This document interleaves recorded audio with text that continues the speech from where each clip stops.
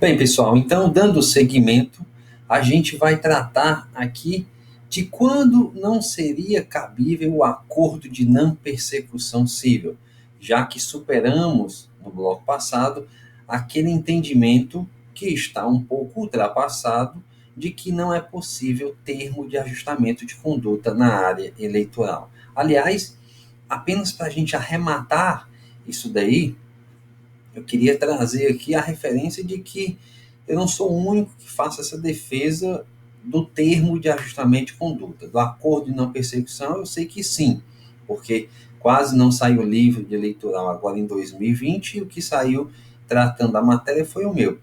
Mas o Marcos Ramayana, já desde 2016, também seguia a mesma linha de que o 105A da Lei das Eleições não poderia ser empecilho ataque na área eleitoral. O professor José Jairo Gomes, na edição de 2018, modificando seu entendimento até então, em 2017, passou a dizer que não se pode proibir de maneira objetiva e taxativa a autocomposição nos domínios eleitorais, tendo em vista a tendência do direito brasileiro nesse sentido. E aí agora para 2020, como eu disse, fica muito mais fácil à luz da lei anticrime. Mas quando nós não poderíamos celebrar acordo de não persecução civil na área eleitoral? Eu fiz um quadro também, uma descrição objetiva lá no livro, eu trago aqui para vocês, fazendo a seguinte defesa, até grifei em vermelho para ficar mais fácil. Primeira hipótese em que não seria cabível o acordo na área eleitoral. Quando houver uma ação de investigação judicial eleitoral em que se impute aos candidatos participação direta nos abusos denunciados. Por que, Igor? Porque essa proibição decorre da circunstância de que, em tais casos, a inelegibilidade possui natureza de sanção personalíssima, que exige prova de participação ou de anuência na prática ilícita, entendimento este sufragado pelo TSE. Percebam que eu não desconheço o entendimento do STF no sentido de que a inelegibilidade não é sanção. Eu sei que ele existe, porém, o TSE tem o entendimento de que na AIGE, especificamente, a inelegibilidade ela é uma sanção decorrente da própria condenação. Tá bem? E a decisão é bem recente, é de novembro de 2019, portanto, após a repercussão geral do Supremo, e fica essa linha. A própria Lei Complementar 64/90 também diz que a inelegibilidade é sanção no caso de condenação por abuso de poder. Eu até coloco aqui no slide o teor do dispositivo. Lá, o artigo 22, inciso 14, segundo o qual, julgada procedente a representação, ainda que após a proclamação dos eleitos, o tribunal declarará a inelegibilidade do representado e de quantos hajam contribuído para a prática do ato, combinando-lhes sanção de inelegibilidade para as eleições a se realizarem nos 8 anos subsequentes à eleição em que se verificou, além da cassação do registro ou do diploma do candidato diretamente beneficiado pela interferência do poder econômico ou pelo desvio ou abuso do poder de autoridade ou dos meios de comunicação, determinando a remessa dos autos ao Ministério Público para instauração de processo disciplinar. Muito bem. Além disso, meus amigos, sendo a inelegibilidade de sanção nesse caso e havendo imperativo constitucional, no sentido de que apenas a lei complementar pode criar e, portanto, extinguir hipótese, jamais um acordo pode ser criado nessa última hipótese. Além disso, nós temos outras duas impossibilidades de celebração do acordo. quais sejam. Item B, nas ações eleitorais em que os detentores de cargo na administração pública, direta, indireta ou fundacional, forem acusados de beneficiar a si ou a terceiros pelo abuso do poder econômico ou político, porque, mais uma vez, esta acusação pode levar a uma inelegibilidade à luz do artigo 1º, inciso 1º, a linha J da Constituição, tá bom? E aí precisa garantir, resguardar a eficácia da lei complementar, porque o acordo da lei ordinária não pode modificá-lo. E C, por último, diz: nas ações eleitorais cíveis que envolvam corrupção eleitoral, captação ilícita de sufrágio, doação, captação ou gastos ilícitos de recursos de campanha ou conduta vedada aos agentes públicos em campanhas eleitorais, nas quais se pleiteia a aplicação da sanção de cassação do registro ou do diploma, o que geraria também, em caso de procedência em segundo grau ou com trânsito, a inelegibilidade, ok? Então, essas são as limitações de quando não caberia, em termos de causa de pedir, o acordo de não persecução civil na justiça eleitoral. Mas nós temos também que seguir a mesma linha lá da justiça comum para defender que, naquelas hipóteses subjetivas, isto é, a pessoa foi beneficiada com acordo há menos de 5 anos, também não vai poder ser celebrado um novo acordo aqui. A pessoa tem uma profissionalidade, uma habitualidade na prática de ilícitos. Não cabe acordo de não persecução civil, tá bom? Então, é a mesma linha lá do acordo de não persecução penal e do acordo de não persecução civil na justiça comum. E aqui nós temos um ponto interessante. Igor, e o momento para a celebração do acordo de não persecução civil na justiça eleitoral? Aqui, meus amigos, nós temos uma mudança com relação à justiça comum. Por quê? Como a lei de improbidade, ela não é aplicada diretamente no processo eleitoral, no caso da omissão, aplica-se o Código de Processo Civil de maneira supletiva e subsidiária, o que está dito lá no artigo 15 do CPC. Nós devemos seguir, portanto, a linha do CPC, dizendo que pode ser celebrado a qualquer momento, a priori. Por que a priori? Desde que não tenha se operado a inelegibilidade decorrente de condenação em segundo grau. Por isso que quando eu faço aqui a limitação, eu digo que, ao contrário do que ocorre na ação de improbidade, que tem um marco temporal definido objetivamente na Lei 8.429, entendo que o acordo de não persecução civil pode ocorrer a qualquer momento antes de operada a inelegibilidade, isto é, até o julgamento pelo órgão colegiado da Justiça Eleitoral. Beleza? Tranquilo.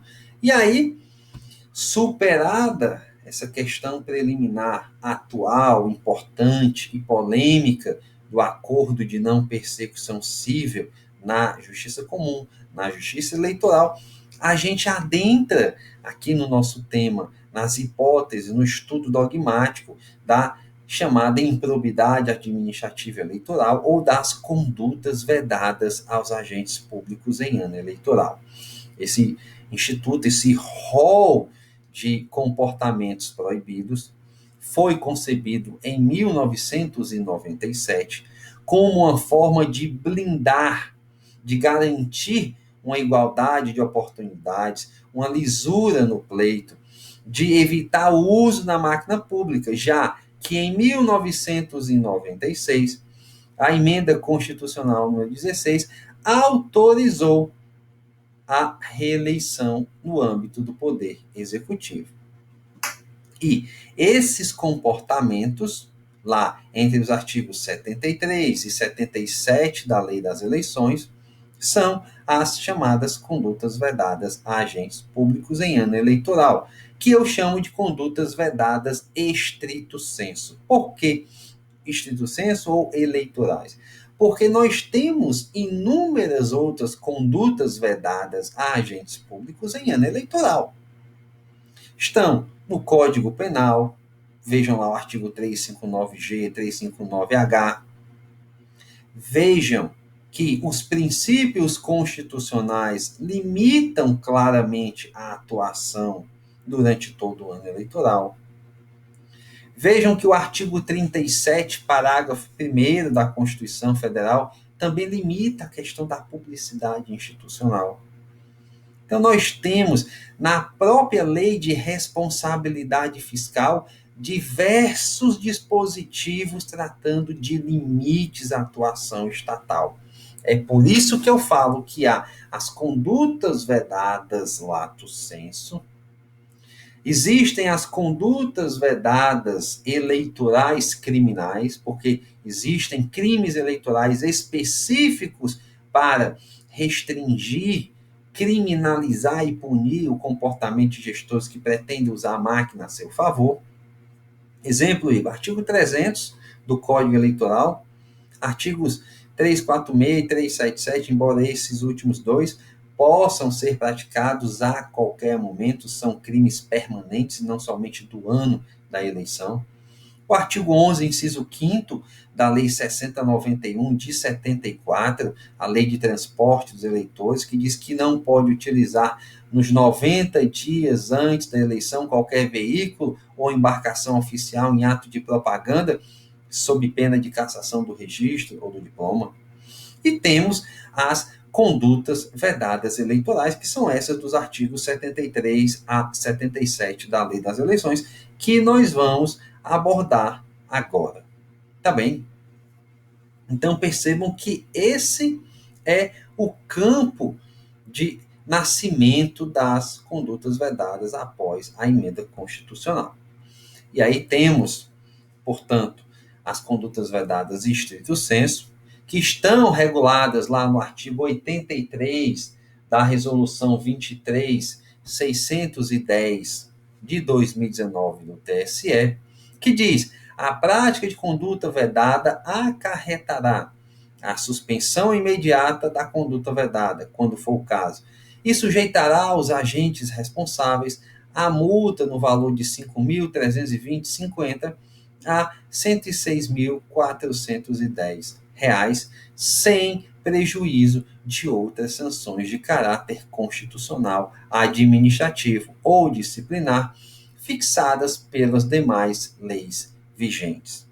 Percebam, portanto, que esse dispositivo traz a chamada interdisciplinaridade, a qual eu me reportei já algumas vezes.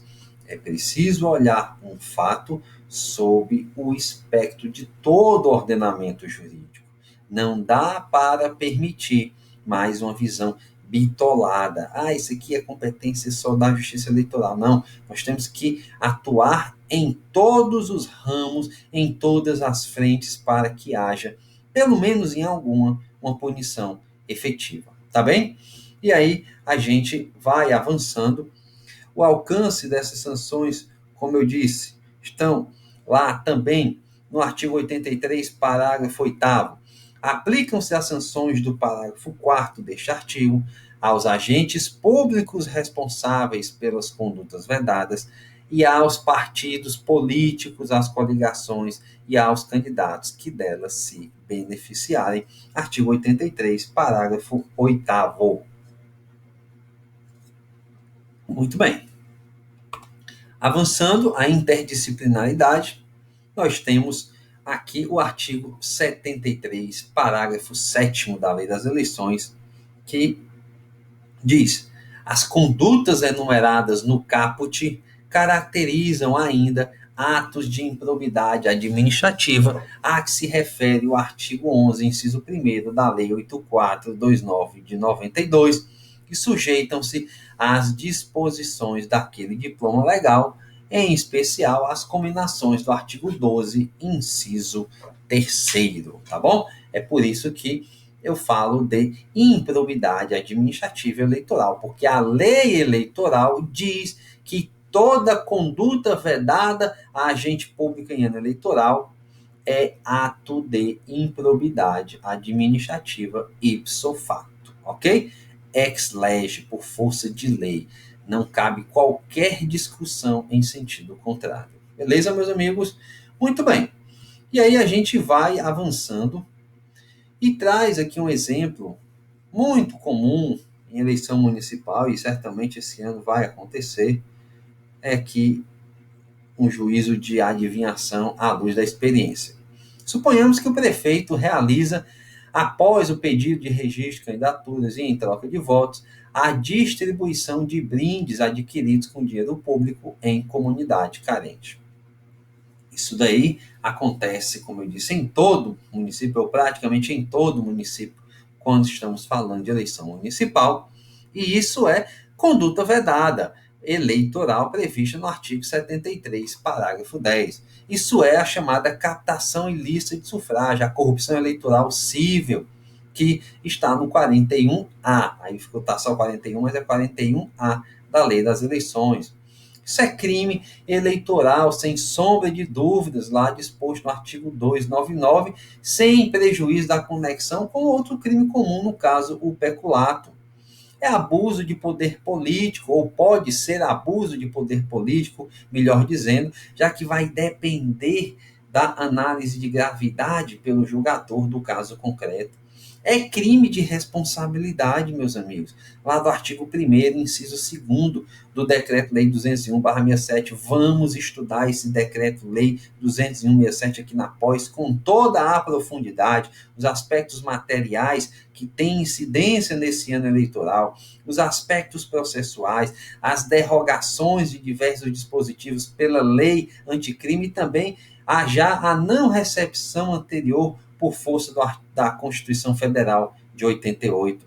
É ato de improbidade, como coloca o próprio artigo 73, parágrafo 7º, e é infração político-administrativa por força do artigo 4º do mesmo Decreto-Lei 201/67, tá bom? Então, a gente tem isso, a questão da competência fica muito fácil de se delimitar. Nós sabemos que justiça eleitoral não julga ação de improbidade. Portanto, a conduta vedada, a ação por conduta vedada, ajuizada pelo Ministério Público Eleitoral, pelos partidos políticos, pelas coligações, pelos candidatos e não pelo cidadão, o cidadão não tem legitimidade de ação civil eleitoral, fica aqui na Justiça Eleitoral. A ação de improbidade vai para a Justiça Comum Federal, estadual, a depender da circunstância. O crime eleitoral fica na Justiça Eleitoral. O crime conexo ao eleitoral fica na Justiça Eleitoral. Ainda, se o crime comum prescreve o crime eleitoral, se o crime eleitoral prescreve, o crime comum continua sob a jurisdição da Justiça Eleitoral. Havendo a absolvição do crime eleitoral, ainda assim pode continuar o trâmite do crime comum na Justiça Eleitoral, tá bom? E aí, a infração político-administrativa, julgamento do Poder Legislativo, o crime de responsabilidade do artigo 1º do Decreto 201/67, a priori, vai ser da Justiça Comum, estadual ou federal, mas, se houver conexão com o eleitoral, vem também para a Justiça Eleitoral, porque o artigo 35, inciso 2º do Código Eleitoral diz que a Justiça Eleitoral julga todos os crimes eleitorais e os que lhe forem conexos, ok?